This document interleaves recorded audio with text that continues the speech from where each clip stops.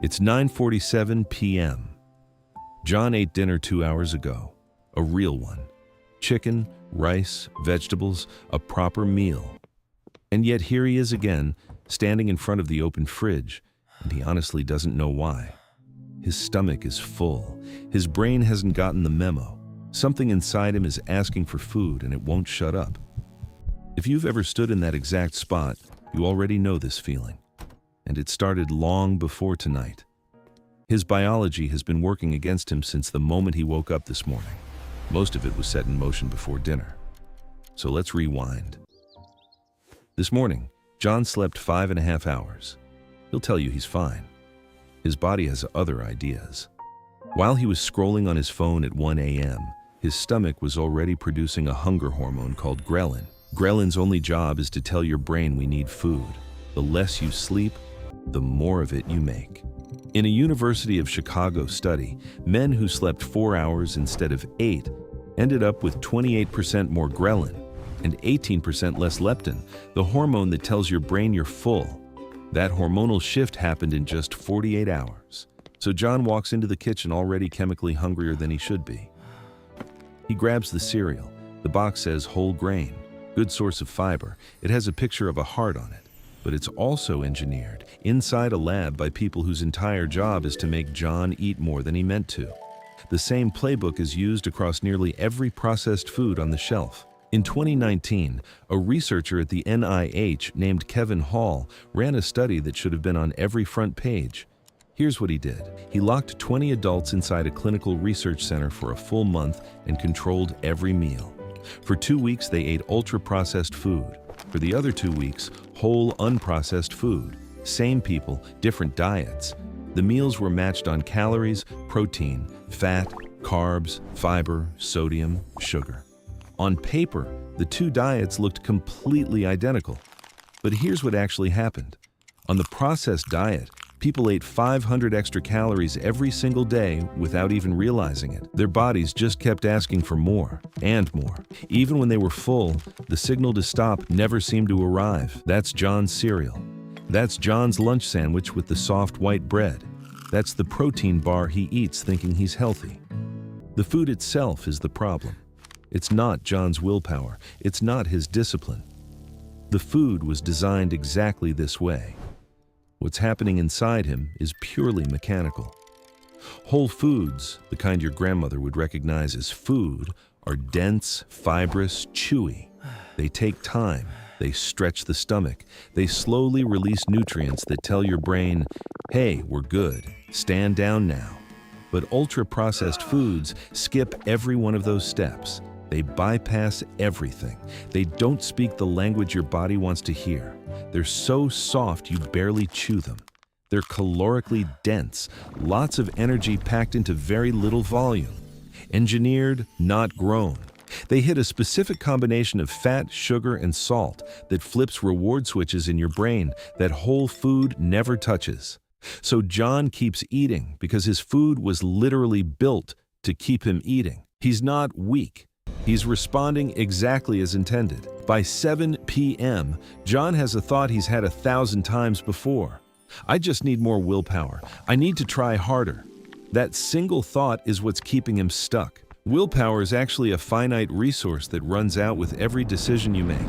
Meanwhile, your hormones run 24/7. They don't care about your goals, your plans, or your good intentions. They just run. Then there's the bigger myth, the calories in, calories out thing. The idea that weight is just simple math you're doing wrong, it's technically true the same way just don't crash the plane is technically true, correct in theory, useless in real life. The advice is right.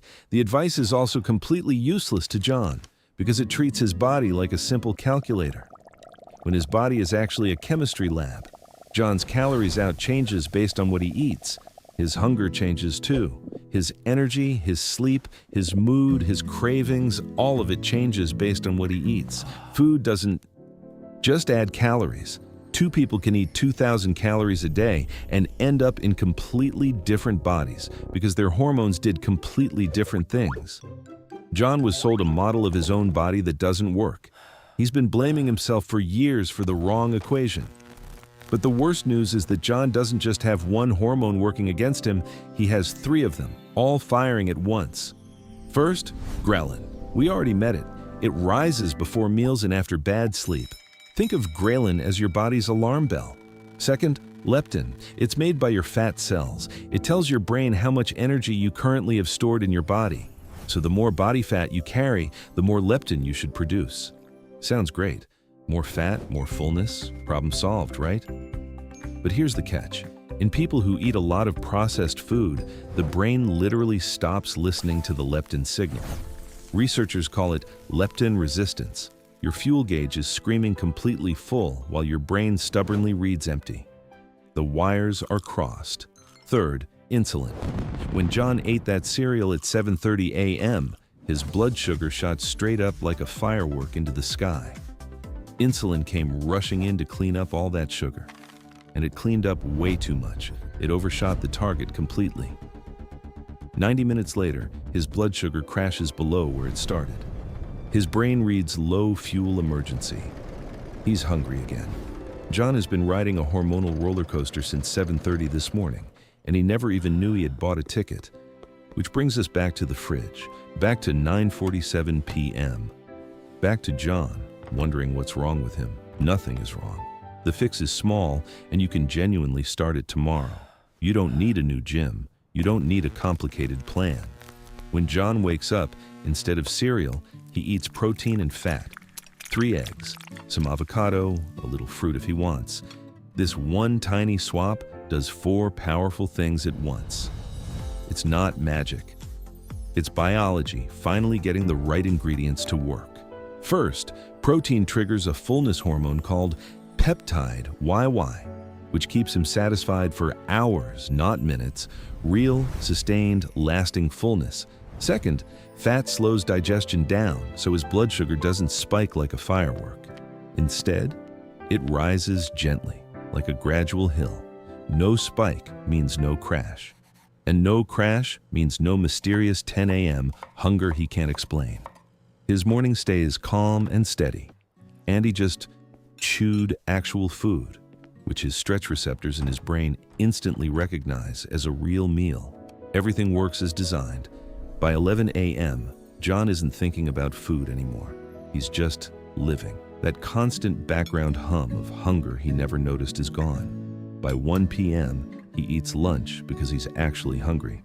And by 9:47 p.m., but for a completely different reason than last night, he calmly closes the fridge door without taking anything out. He didn't get more disciplined overnight.